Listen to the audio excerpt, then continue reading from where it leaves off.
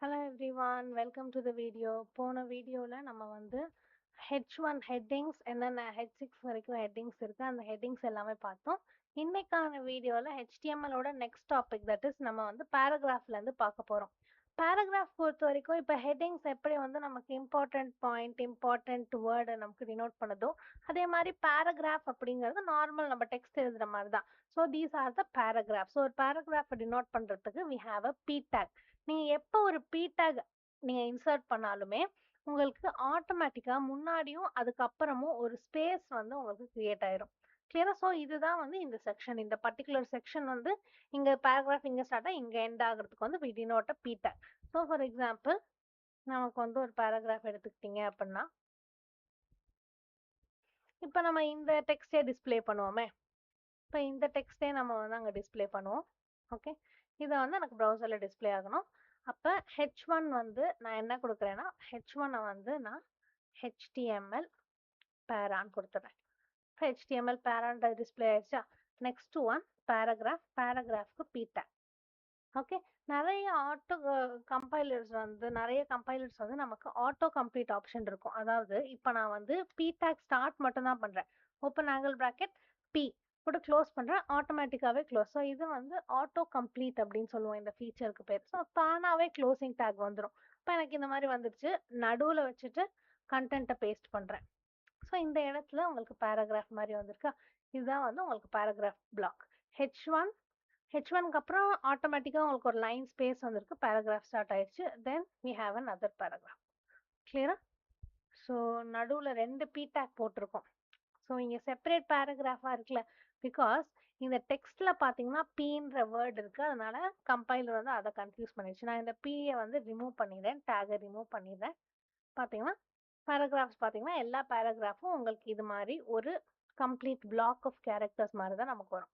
இதுதான் ஒரு paragraph. So இது மாதிரி நீங்கள் எத்தனை பேராகிராஃப்ஸ் வேணாலும் ஆட் பண்ணிக்கலாம். இப்போ ஒரு நியூ பேராகிராஃப் வேணும் அப்படின்னு நினச்சிங்கன்னா தென் புதுசாக ஒரு பேராகிராஃப் p tag ஓப்பன் பண்ணி கண்டென்ட் எழுதி க்ளோஸ் p tag. அப்போ நியூ பேராகிராஃப் வந்துடும். முன்னாடி இங்கே ஸ்பேஸ் வரும்.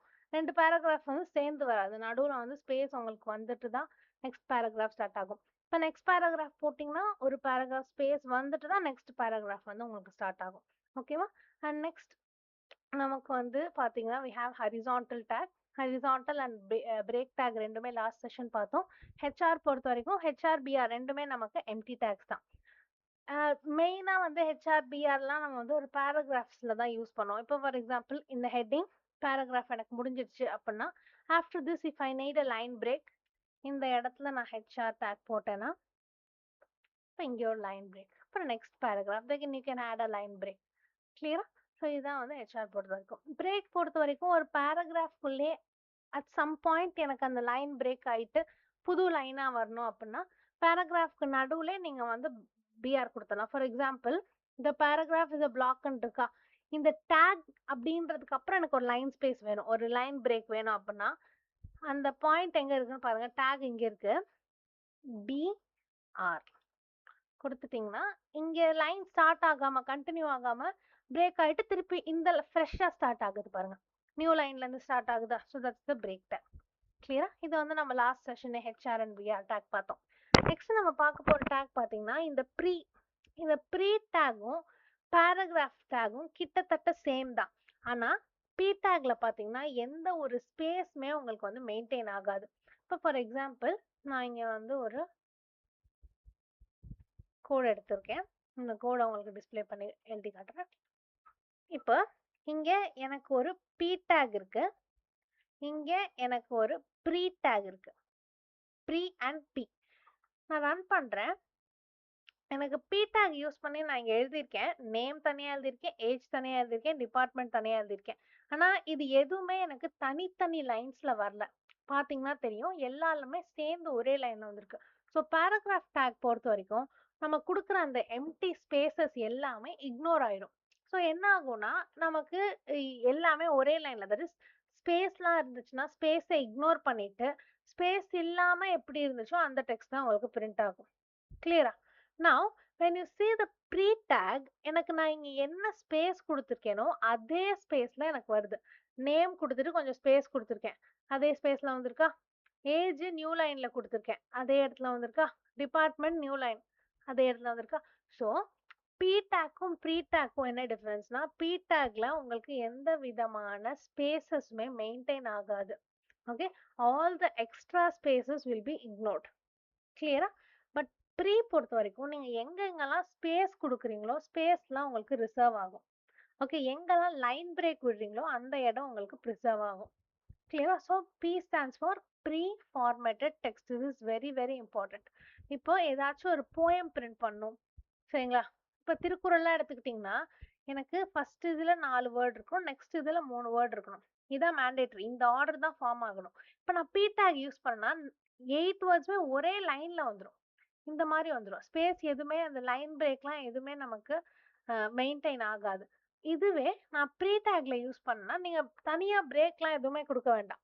ஜஸ்ட் நீங்க எந்த ஸ்பேஸ் வச்சு விட்டு எழுதிருக்கீங்களோ அதே ஸ்பேஸ் உங்களுக்கு அவுட்புட்லயுமே மேட்ச் ஆயிரும். கிளியரா? ஸோ இதுதான் வந்து ஒரு பி டேக்கும் ப்ரீ டேக்கும் உள்ள டிஃபரன்ஸ். எங்கெல்லாம் உங்களுக்கு லைன் ஸ்பேஸ் வந்து மெயின்டைன் ஆகணும்னு நினைக்கிறீங்களோ அங்கெல்லாம் வந்து ப்ரீ டேக் யூஸ் பண்ணுங்க. கிளியரா? Moving on to the next one, formatting. இப்போ ஒரு டெக்ஸ்ட் இருக்கு, ஒரு பேராகிராஃப் இருக்கு அப்படின்னா நமக்கு ஸ்டைலிங் பண்றதுக்கு சிஎஸ்எஸ் யூஸ் பண்ணுவோம். பட் அந்த அளவுக்கு அட்வான்ஸ்ட் ஸ்டைலிங் இல்லாம பேசிக்கா எனக்கு ஃபார்மேட்டிங், சில இப்போ வேர்ட்ல எப்படி போல்ட் பண்ணுவோம், இட்டாலிக்ஸ் ஆக்குவோம், அந்த மாதிரி ஒரு பேசிக் ஃபார்மேட்டிங்க்கு நம்ம HTML டேக்ஸ் வந்து யூஸ் பண்ணுவோம். So it is mainly to highlight, emphasize and modify the appearance of a particular text. கிளியரா? என்னென்ன டேக்ஸ் இருக்குன்னு பாருங்க. பி ஸ்ட்ராங், இது ரெண்டுமே சேம் தான், சரிங்களா? பி வந்து டெக்ஸ்ட் போல்ட் ஆக்கும், இதுவுமே ஸ்ட்ராங்கும் டெக்ஸ்ட் போல்ட் ஆக்கும். பட் பி டேக் பொறுத்த வரைக்கும் it has no extra importance. Okay, but strong அப்படின்னா சிமாண்டிக் வைஸ் எனக்கு டெக்ஸ்ட் இம்பார்ட்டன்ட் அப்படின்னு டினோட் பண்றது ஸ்ட்ராங். புரியுதா? ஸோ போல்டுன்றது நான் இதை எப்படி டிஃப்ரென்ஷியேட் பண்றேன்னா, ஒரு டெக்ஸ்ட் இருக்கு, இந்த டெக்ஸ்ட் வந்து வெறுமனே டெக்ஸ்ட் மட்டும் போல்ட் ஆகும். ஓகே, டெக்ஸ்ட் வந்து போல்டு மட்டும் ஆகும் அப்படின்னா அது வந்து பி டேக் யூஸ் பண்ணிக்கலாம். எனக்கு வந்து அந்த டெக்ஸ்ட் போல்ட் ஆகணும், at the same time this text is important, எஸ்இஓக்கு நம்ம யூஸ் பண்ணிக்கலாம் அப்படின்ட்டு நான் சொல்லணும்னா we use a strong tag. அதே மாதிரி தான் ஐ அண்ட் இஎம்க்கும் ரெண்டுமே சேம் டேக் தான். I displays the text, italic text. EM வந்து emphasize text and it has a semantic meaning. Mark பொறுத்த வரைக்கும் நமக்கு ஒரு டெக்ஸ்ட் வந்து ஹைலைட் ஆகும், small it becomes smaller. Deleted text பொறுத்த வரைக்கும் இந்த டெக்ஸ்ட் வந்து உங்களுக்கு இருக்கும், இட் வில் பி விசிபிள், ஆனா இந்த மாதிரி மேல ஒரு ஸ்ட்ரைக் லைன் இருக்கும். Okay, so we will see, எல்லா இதுவுமே நம்ம பார்ப்போம். இதுதான் நமக்கு டெக்ஸ்ட் ஃபார்மேட்டிங். இந்த கோட்ஸ் மட்டும் தான் டெக்ஸ்ட் ஃபார்மேட்டிங். இது ஞாபகம் வச்சுக்கிட்டாலே போதும், இதை தவிர வேற எதுவும் நமக்கு இல்லை. ஃபர்ஸ்ட் ஒன் பார்த்தீங்கன்னா போல்டு. டெக்ஸ்ட் போல்டு பண்ணியிருக்கேன், இந்த இடத்துல தெரியுதா போல்டா இருக்கு. ரெண்டுமே அவுட்புட் வைஸ் நீங்க பார்க்கறதுக்கு சேமா தான் இருக்கும். பட் எங்க உங்களுக்கு டிஃபரன்ஸ் தெரியும்னா, எஸ்சிஓ வைஸ் இந்த இம்பார்ட்டன்ட் டெக்ஸ்ட் அப்படிங்கிறது நமக்கு வந்து ஒரு மெயின், எப்படி H1க்கு வந்து சிமாண்டிக் மீனிங் இருக்கும் அப்படின்னு பார்த்தோம், அதே மாதிரி தான் important text. clear? For that we use the strong keyword. Italic, emphasize ரெண்டுமே output same தான், italic text, emphasize text. But emphasize text வந்து semantic meaning இருக்கு. Okay, next one we have highlighted text. மேல highlight ஆகும். small text, இது எல்லாத்தோட size ஓட compare பண்ணும்போது text size வந்து சின்னதா இருக்கா. deleted text பொறுத்த வரைக்கும் அந்த text இருக்கும், but மேல ஒரு code இருக்கும். Text will be there, but on the top there will be a striking line. clear? next one, insert text. insert text வந்து மோஸ்ட்லி எங்க நம்ம யூஸ் பண்ணுவோம் அப்படின்னு பார்த்தீங்கன்னா, ஒரு டெக்ஸ்ட் வந்து எனக்கு புதுசா இப்பதான் இன்சர்ட் ஆகுச்சுன்னு டினோட் பண்றதுக்கு நம்ம யூஸ் பண்ணுவோம். அவுட்புட் பார்த்தீங்கன்னா இந்த மாதிரி அண்டர்லைன்டா இருக்கும். ஸோ இப்போ ஒரு பேராகிராஃப் இருக்கு, அதுல நான் புதுசா ஒரு டெக்ஸ்ட் இன்சர்ட் பண்றேன் அப்படின்னா எனக்கு வந்து இந்த இடத்துல தான் இன்சர்ட் ஆயிருக்கு அப்படின்னு டினோட் பண்ற மாதிரி ஒரு அண்டர்லைன் இருக்கும். கிளியரா? Next one, we have a subscript and superscript. subscript பொறுத்த வரைக்கும் கீழே h subscriptல 2, superscriptனா மேல x power y power, so x superscript 2 plus y superscript 2. இது கூட நமக்கு வந்து past yearல questionல கேட்டிருக்காங்க, what is the find the output type questionல இந்த கான்செப்ட் வந்திருக்கு. so subscript அப்படின்னா bottom, பேஸ்ல இருக்கும்.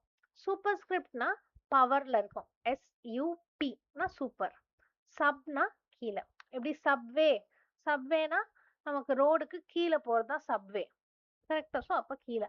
சூப்பர்ஸ்கிரிப்ட் அப்படிங்கும்போது இட்ஸ் ஆன் த டாப். கிளியரா? இது ஞாபகம் வச்சுக்கோங்க.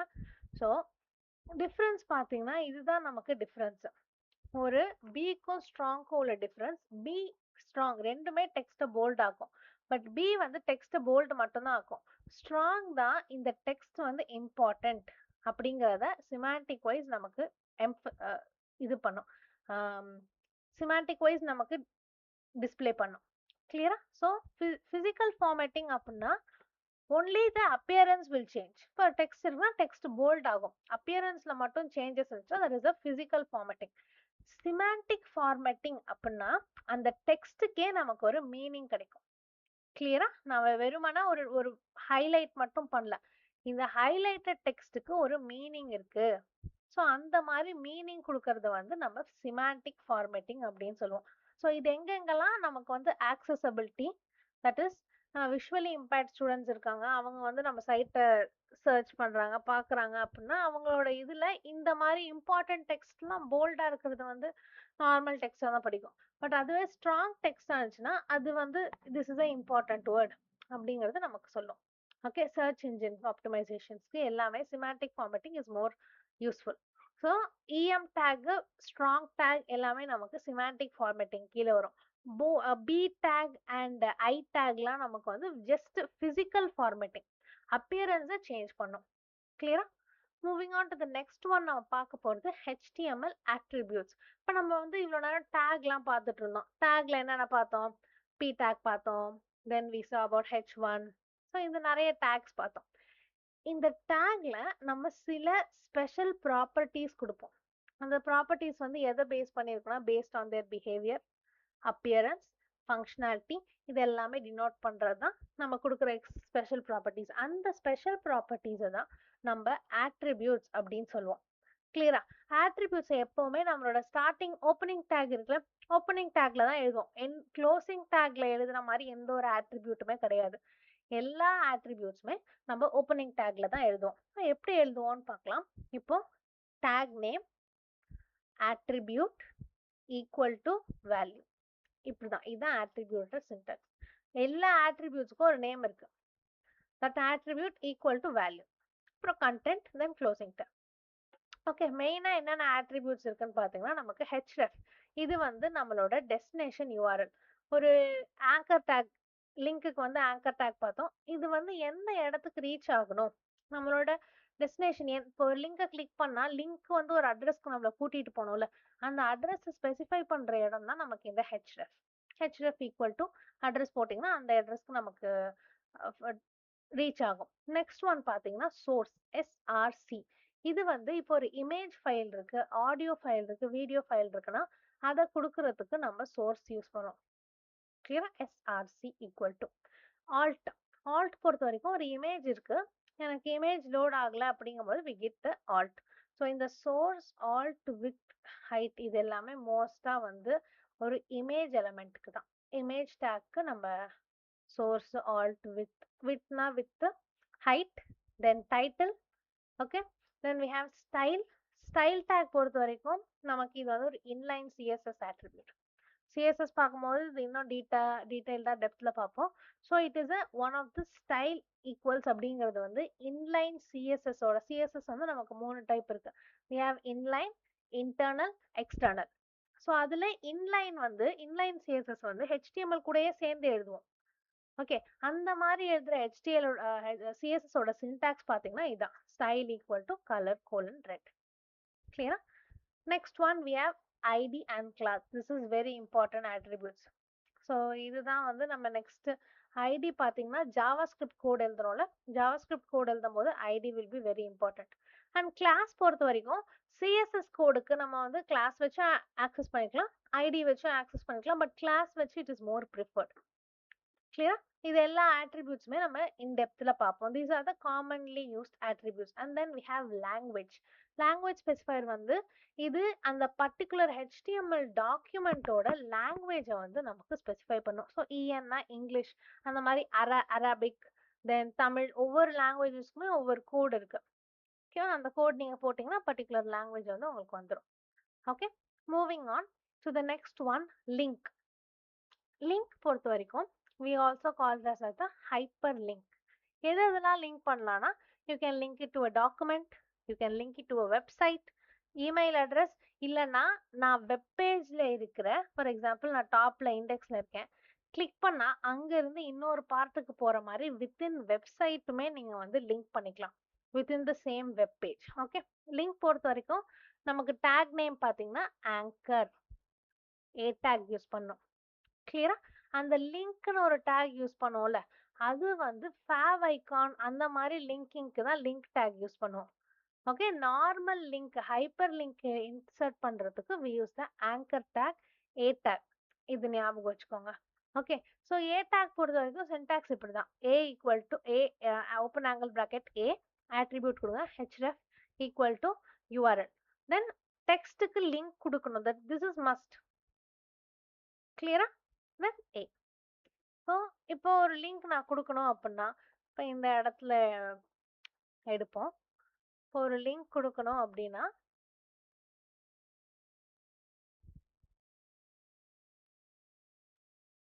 இப்போ லிங்க் கொடுக்கணும்னா href ஈக்குவல் டு கொடுக்கணும்.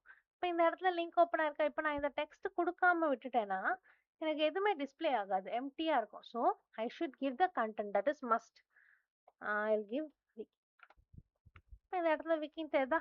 இப்போ நான் இதை கிளிக் பண்ணேன்னா எனக்கு விக்கிபீடியா பேஜுக்கு வந்து இந்த இடத்துல லோட் ஆகும். கிளியரா? So this is href equal to link. அவ்வளோதான், வெரி சிம்பிள். கிளியரா? நான் when you give a link, நம்ம வந்து 3 டைப்ஸா அந்த லிங்கை வந்து கொடுக்கலாம். Okay, first one, it is a absolute URL. Absolute URLனா இப்போ ஒரு வெப் பேஜ், இப்போ google.comனா எப்படி https://google.com. ஓகே, தென் wikipedia.com.org, அந்த மாதிரி ஃபுல் லிங்கை நம்ம வந்து ஸ்பெசிஃபை பண்றது வந்து அப்சல்யூட் URL அப்படின்னு சொல்லுவோம்.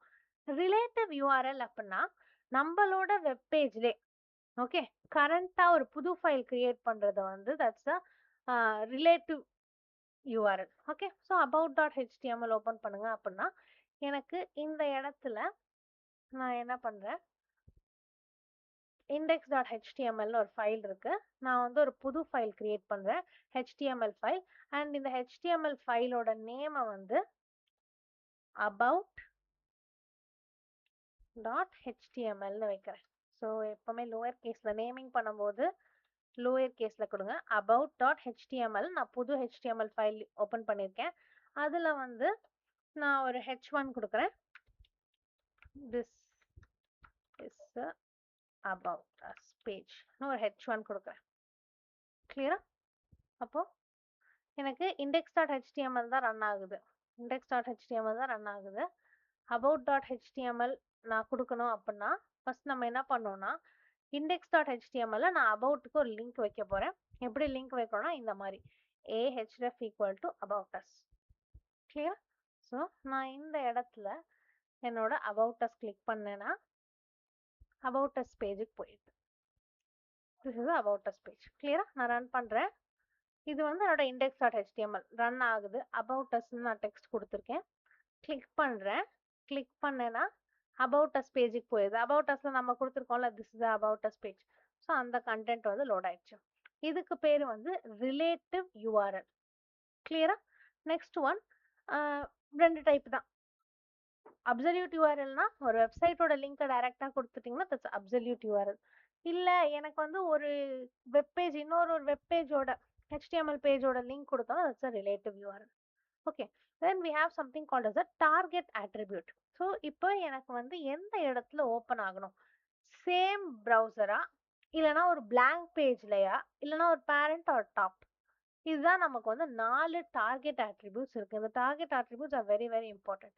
ஸோ நான் இது ஆன்லைன் கம்பைலர் ட்ரை பண்ணி காட்டுறேன், இல்லைன்னா நான் உங்களுக்கு ஒரு ஆஃப்லைன் கம்பைலர் ஓப்பன் பண்ணுறேன். நான் வந்து இந்த லிங்க் ஓப்பன் பண்ணி காட்டுறேன். First one, I have a self link. Self link போட்டு நான் ஓப்பன் பண்ணேன்னா என்ன ஆகும்னா, என் கரண்ட் வெப் ப்ரௌசர் எந்த பேஜ்ல இருக்கோ அந்த பேஜ் ரீப்ளேஸ் ஆயிட்டு நம்ம கொடுத்துருக்கிற லிங்க் வந்து ஓப்பன் ஆயிடும். இதுதான் செல்ஃப். டிஃபால்ட்டா நமக்கு வந்து செல்ஃப் தான் இருக்கும். நெக்ஸ்ட் ஒன் பார்த்தீங்கன்னா blank பேஜ் நான் கிளிக் பண்ணும்போது புதுசா ஒரு பேஜ்ல எனக்கு இது ஓப்பன் ஆகும். நான் ஓப்பன் blank கொடுக்குறேன். புது விண்டோ ஓப்பன் ஆயிட்டு எனக்கு ஓப்பன் ஆகுது. This the blank. Okay, next one parent. நான் ஓப்பன் பண்றேன். எனக்கு இது வந்து ஒரு புது டேப், செப்பரேட் டேபா கிரியேட் ஆயிட்டு ஓப்பன் ஆகும். This the parent page. Last one பார்த்தீங்கன்னா நமக்கு வந்து டேப் டாப் வியூல ஓப்பன் பண்ணும்போது சேம் லைக் பேரண்ட் மாதிரி தான் எனக்கு தனியா ஒரு விண்டோல ஓப்பன் ஆகுது. Okay, so parent and top ரெண்டுமே வந்து பேரண்ட் ஃப்ரேம் வந்து பொறுத்த வரைக்கும் it will be opening as a separate parent. கிளியரா? செல்ஃப் மாதிரி இப்போ தனியா ஓப்பன் ஆகும் உங்களுக்கு. இதெல்லாம் தான் நமக்கு வந்து target attribute. So open blank self parent top. Open self பொறுத்த வரைக்கும் நம்ம வெப்பேஜ் எங்க இருக்கோ இந்த same browser it will open. blank பொறுத்த வரைக்கும் புது ப்ரௌசர் டேப் ஓப்பன் பண்ணி ஓப்பன் ஆகும். இதுதான் வந்து நமக்கு பெஸ்ட் ப்ரிஃபர்டு ஒன். நீங்க blank யூஸ் பண்ணீங்கன்னா நம்மளோட வெப்பேஜ் க்ளோஸ் ஆகும். So this is the preferred one. இதுதான் நமக்கு அவுட்புட் நீட்டா இருக்கும். பேரண்ட் பொறுத்த வரைக்கும் தனியா ஒரு பேரண்ட் ஃப்ரேம் ஓப்பன் பண்ணி அந்த பேரண்ட் ஃப்ரேம்ல ஓப்பன் ஆகும். டாப் பொறுத்த வரைக்கும் it will have a new entire browser window. அங்க இருந்து நமக்கு ஓப்பன் ஆகும். Clear? So these are the target attributes. நீங்க ரன் பண்ணி பாருங்க, உங்களுக்கு அவுட்புட் புரியும். Okay, moving on to the next one. நமக்கு HTML லிங்க் பொறுத்த வரைக்கும் you can also link it to the email address. Email address open பண்ணீங்கன்னா என்ன ஆகும்னா டிஃபால்ட்டா உங்களுக்கு என்ன இமெயில் அப்ளிகேஷன் நீங்க வச்சிருக்கீங்களோ அந்த இமெயில் அப்ளிகேஷன் ஓப்பன் ஆயிட்டு இந்த மெயில் டூன்னு இருக்குல்ல, இது வந்து உங்களுக்கு சென்டர் அட்ரஸ்ல போய் பிளேஸ் ஆயிடும். சாரி, இது வந்து உங்களுக்கு வந்து மெயில் டு திஸ் பர்சன் அப்படின்ற. ஸோ இது வந்து நமக்கு ரிசீவரோட அட்ரஸ்ல, ஓகே, ரிசீவரோட அட்ரஸ்ல பிளேஸ் ஆயிரும். சென்டர் வந்து நம்ம தானே. So we will be the centre. சென்டரோட இமெயில் அட்ரஸ்ல நம்மளோட மெயில் ஐடி இருக்கும். நம்மளோட டிஃபால்ட் இமெயில் அப்ளிகேஷன்ல என்ன மெயில் இருக்கோ அது இருக்கும். ரிசீவர் மெயிலா இங்க மெயில் டு கொடுத்து எந்த மெயில் கொடுக்குறோமோ அந்த மெயில் ஐடி போய் ரிசீவர் அட்ரஸ்ல பிளேஸ் ஆயிரும். கிளியரா? So this is for creating a mail. Now இப்போ இந்த லிங்க் கலர்ஸே பார்த்தீங்கன்னா நமக்கு 3 டைப் ஆஃப் லிங்க் கலர்ஸ் இருக்கும். ஒன்று ப்ளூ, இன்னொன்று பர்பிள், இன்னொன்று ரெட். இது டிஃபால்ட் தான். இப்போ ஒரு லிங்க் வந்து புதுசா இருக்கு, நான் அந்த லிங்கை இது வரைக்கும் ஓப்பனே பண்ணதில்லை. ஃபார் எக்ஸாம்பிள் நான் அந்த லிங்க் நேம் சேஞ்ச் பண்ணிட்டு ரன் பண்றேன். ஓகே, இப்போ நான் இந்த லிங்கை என்ன ஓப்பனே பண்ணல, அதனால ப்ளூ கலர்ல இருக்கு. பாத்தீங்களா? டிஃபால்ட்டா ப்ளூ கலர்ல இருக்கும். இப்போ நான் இந்த லிங்க் கலர் டிஃபரன்ஸ் தெரியுதுன்னு நினைக்கிறேன். ப்ளூ கலர்ல இருக்கும். இப்போ நான் லிங்க் ஏற்கனவே ஓப்பன் பண்ணியிருந்தேன், if it's a visited link எனக்கு வந்து பர்பிள் கலர்ல இருக்கும். அண்ட் அந்த லிங்க்கை நான் கிளிக் பண்ணும்போது, அந்த லிங்க் ஆக்டிவா இருக்கும்போது, நான் இந்த லிங்கை கிளிக் பண்ற அந்த 1 செகண்ட் ரெட் கலர்ல சேஞ்ச் ஆயிட்டு ஓப்பன் ஆகும். ஸோ லிங்க் கிளிக் ஆகுது, ஆக்டிவா இருக்கு அப்படின்னா that will be in red colour. So these are the 3 colours. இந்த கலர்ஸ் ஞாபகம் வச்சுக்கோங்க, very very important. These are the default colours. எல்லா ப்ரௌசர்ஸ்லையுமே நீங்க என்ன கம்பைலர் யூஸ் பண்ணாலும் இந்த கலர் தான் இருக்கும் ஃபிக்ஸ்டு. கிளியரா? ஸோ இதுல இருந்து ரிமைனிங் கான்செப்ட்ஸ் நம்ம நெக்ஸ்ட் வீடியோல பார்ப்போம். Thank you every one.